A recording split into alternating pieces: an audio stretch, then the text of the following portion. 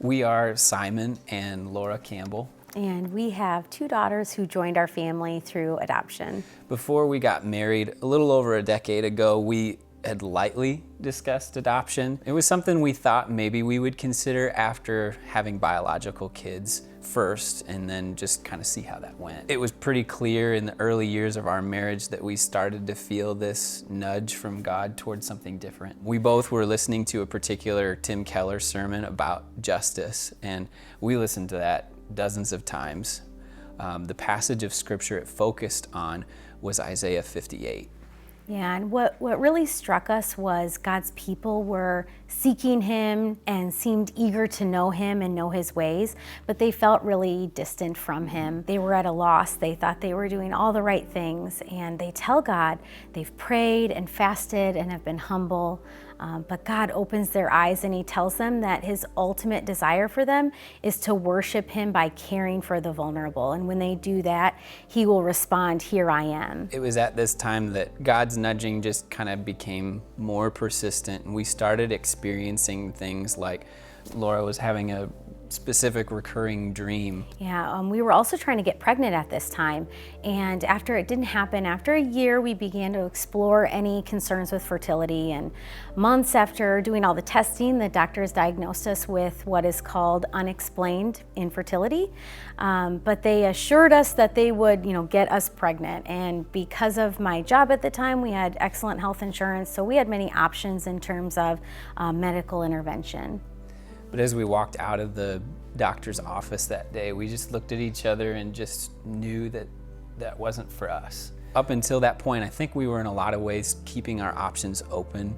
It was at that moment that we made the decision to trust that what God had was better for us than our own plans, and that God really wanted us to go all in. Looking back, God patiently kept placing the mission of adoption in front of us, not as a consolation, but as a way to give Him the very best thing that we had, which was our desire to have a family.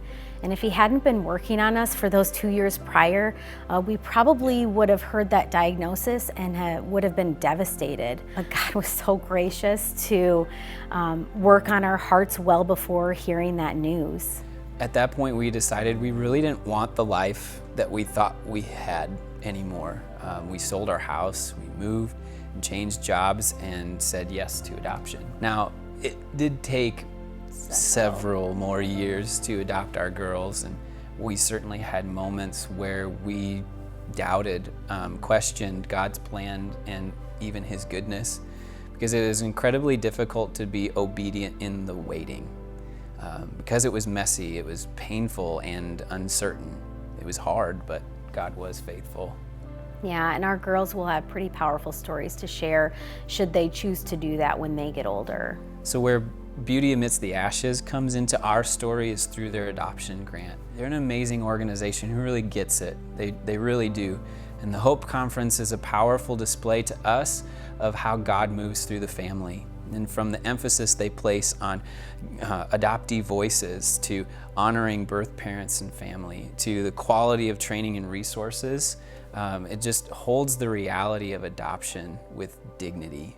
And so we just want to say thank you to all the donors who give to Beauty Amidst the Ashes to support families like ours. And we know that there are many people like us who might be feeling that nudge from God just like we did. And so we're grateful that an organization like Beauty Amidst the Ashes exists to be there on that journey.